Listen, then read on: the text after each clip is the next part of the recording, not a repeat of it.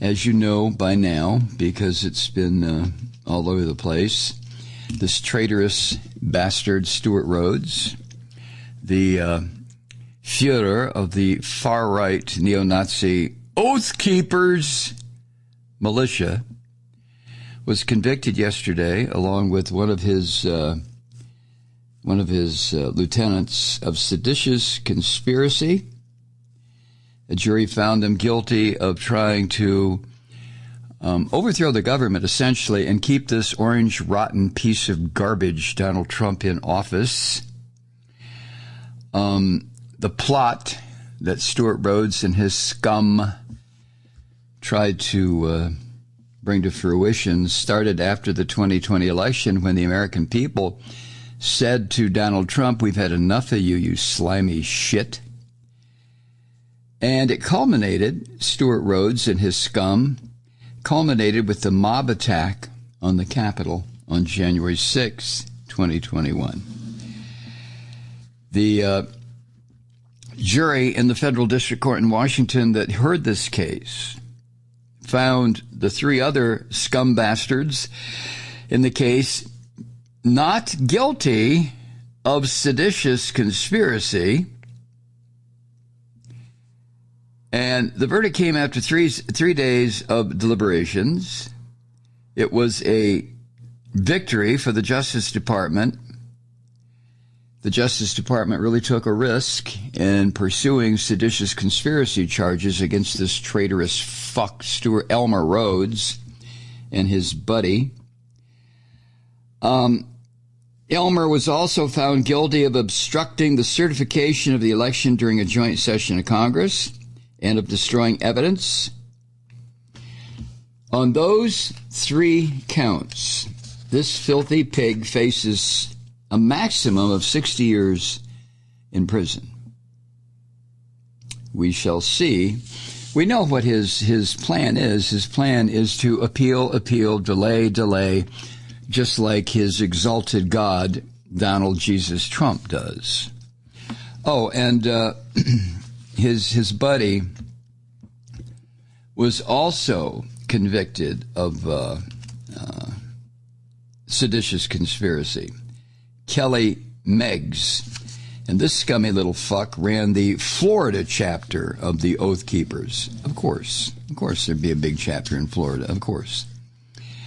The three other defendants were found guilty of various charges, not sedition.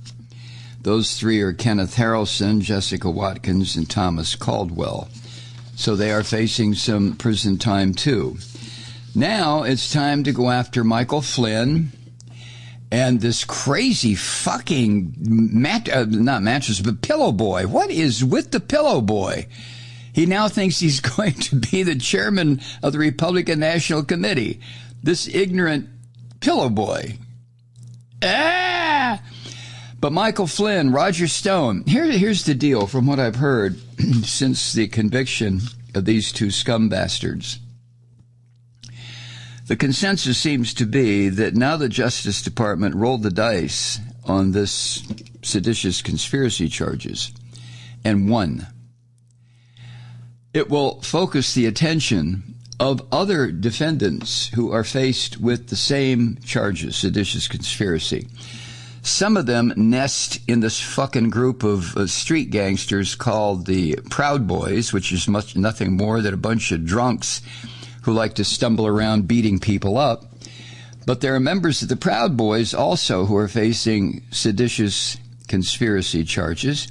Maybe this will loosen their tongues a little bit when they realize that these cases of seditious conspiracy can be prosecuted successfully, and that the filth that did try to overthrow the U.S. government will be jailed, and the sentencing will not occur for probably another 60 to 90 days.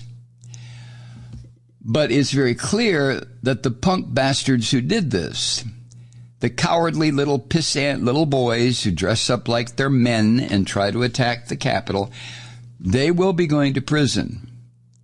So I would imagine that some of this other filth will also come to understand that they're facing time in the slam also and may decide to cooperate. And that cooperation could include, one hopes, evidence proving that this twisted-looking little fucker Roger Stone, who has been assaulting U.S. government for the past 50 years, or attempting to, and the disgrace, absolute fucking disgrace to his uniform, Michael Flynn, that these two, Roger Stone and Michael Flynn, may all of a sudden realize they can't just keep getting away with shit like Stewart Rhodes did up until the conviction yesterday. We shall see. But I would think that some of the other defendants in these seditious conspiracy charges would now have a burning desire to reopen negotiations where it concerns plea bargaining. Because up to this point, these scum have raised the middle finger to the Justice Department and the American people and the U.S. Constitution and said more or less, fuck you, we're not going to plead anything. We don't have to. You're not going to convict us. Surprise, surprise, you scum. Surprise, surprise. Now, this seditious conspiracy conviction, so I've heard, is the first time in nearly 20 different trials related to the Capitol attack that a jury had decided that the violence was the product of an organized conspiracy. I have had occasion to challenge jury decisions in the past, but having served on a jury, I know that each case presents variables that can't be applied in other cases. I understand that. But I just wonder, I can't help the part of me that says, put him on trial, convict him, and hang him. That part of me says that why is this the first time in 20 trials that this filth was found guilty of trying to overthrow the government of the United States? Now, I ask the question naively and in innocence because I have no idea what the charges in depth, what they involved, what the negotiations were, what the Justice Department decided, yada, yada, yada, yada. But seditious conspiracy is the most serious charge that has been leveled against these traitorous scum in any of the 900 criminal cases that are a result of this incredible investigation of these pigs who were involved in the Capitol attack. Now, that is ongoing. By the way, let us not consider or entertain the idea for even a moment that this shit is over. It's not. This is just the one trial. There's still investigations going on. Investigations that could still result in dozens, if not hundreds, of additional arrests and charges. Oh, one can hope. I think what is being proven here is that we, the people, through our elected officials and their constitutional officers, have decided, you know, you little playboys with your fucking dressing up with your canteens and your this and your that like you're real men, and then try to overthrow the government, the shit's not going to play anymore. And the American people are not going to allow it to play. You little scum bastards are going to go to prison. I celebrate that. I really do. The 60 years that this crumb bum Stewart Rhodes is facing, obviously, well, I shouldn't say obviously, but one supposes, at least this one, that he will not be sentenced to 60 years. Huh? He will get prison time, but certainly not 60 years. So here we are, almost 2 years after this attempt by these insane little pricks to overthrow the government of the United States, all these orange vomit supporters, and I can't wait till that fucker goes on trial. But 2 years after their assault, and the events of that day and what led up to them is still an issue that has got to be peeled like an onion, layer after layer, to find out what these filthy bastards, how deep this conspiracy goes. This is not just this punk-ass Stewart Rhodes or this punk-ass Tario of the Proud Boys. No. These militia types have been building since the 1980s. They are embedded now. We're in the second generation of these scum. They are embedded in the American political fabric, these militias. And I think as long as they want to, jump and dance around and play grab ass in the woods in their little encampments while they work on tactics, as long as they just do that, go up to the woods in Michigan, you little fuckers, and run around as much as you want, or go out to Wyoming in the Badlands someplace and pretend like you're real men. But as soon as you step out of line and try to overthrow this government or try to change the course of American history by means other than the legal means available to you, then the hammer's going to come down on you. And I think it should come down real fucking hard. Mr. Old Elmer, the head of this mob of scum, Elmer Rhodes, Elmer should understand that all of his posturing, all of his bravado, all of his pop-eyed eye patch bullshit only goes so far.